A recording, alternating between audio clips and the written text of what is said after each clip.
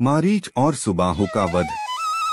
दूसरे दिन ब्राह्म मुहूर्त में उठकर तथा नित्य कर्म और संध्या उपसना आदि निवृत्त होकर राम और लक्ष्मण गुरु विश्वामित्र के पास जाकर बोले, गुरुदेव कृपा करके हमें यह बताइए कि राक्षस यज्ञ में विघ्न डालने के लिए किस समय आते हैं।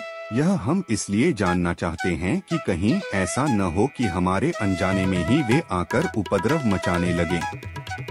दशरथ के वीर पुत्रों के इन उत्साह भरे इन वचनों को सुनकर वहां पर उपस्थित समस्त ऋषिमुनि अत्यंत प्रसन्न हुए और बोले, हे रघुकुल भूषण राजकुमारों, यज्ञ की रक्षा करने के लिए तुमको आज से 6 दिनों तथा रात्रियों तक पूर्ण रूप से सावधान मुद्रा में और सजग रहना होगा। इन 6 दिनों में विश्वामित्र जी मौन होकर यज्ञ करेंगे। इस समय भी वे तुम्हारे किसी भी प्रश्न का उत्तर नहीं देंगे, क्योंकि वे यज्ञ की दीक्षा ले चुके हैं।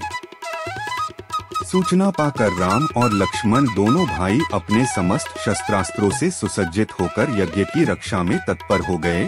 5 दिन और 5 रात्रि तक वे निरंतर बिना किसी विश्राम के सतर्कता के साथ यज्ञ की रक्षा करते रहे, किंतु इस अवधि में किसी भी प्रकार की विघ्न बाधा नहीं आई। 6वें दिन राम ने लक्ष्मण से कहा, भाई सौमित्र, यज्ञ का आज अंतिम दिन है और उपद्रव करने के लिए राक्षसों की आने की पूर्ण संभावना है। आज हमें विशेष रूप से सावधान रहने की आवश्यकता है। तनिक भी असावधानी से मुनिराज का यज्ञ और हमारा परिश्रम निष्फल और निरर्थक हो सकते हैं। राम ने लक्ष्मण को अभी सचेष्ट किया ही था कि यज्ञ सामग्री, चमस, समिधा आदि अपने आप भभक उठे। आकाश से ऐसी ध्वनि आने लगी जैसे मेघ गरज रहे हों और सैकड़ों बिजलियां तड़क रही हों।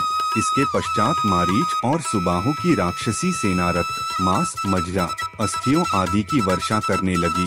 रक्त गिरते देखकर राम ने उपद्रवकारियों पर एक खोजपूर्ण दृष्टि डाली। आकाश में मायावी राक्षसों की सेना को देखकर राम ने लक्ष्मण से कहा, लक्ष्मण, तुम धनुष पर शरसंधान करके सावधान हो जाओ। मैं मानवास्त्र चलाकर इन महापापियों की सेना का अभी नाश किए देता हूँ। यह कहकर राम ने असाधारण फुर्ती और कौशल का प्रदर्शन करते हुए उन पर मानवास्त्र छोड़ा।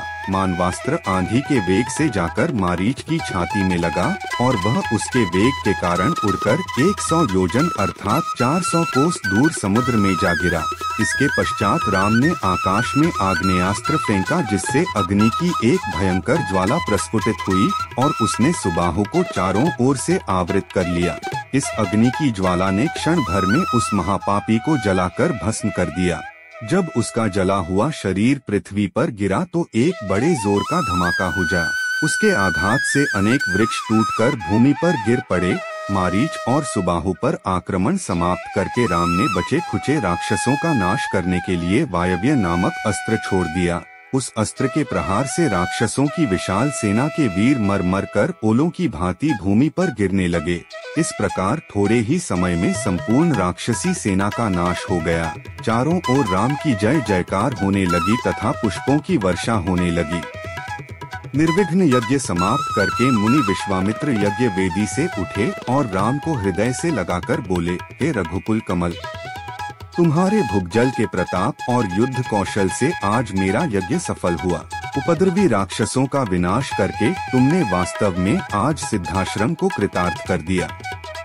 दोस्तों, अगर आपको ऐसी कंटेंट्स पसंद आते हैं तो हमारे चैनल को सब्सक्राइब करें और वीडियो को लाइक भी करें। धन्यवाद।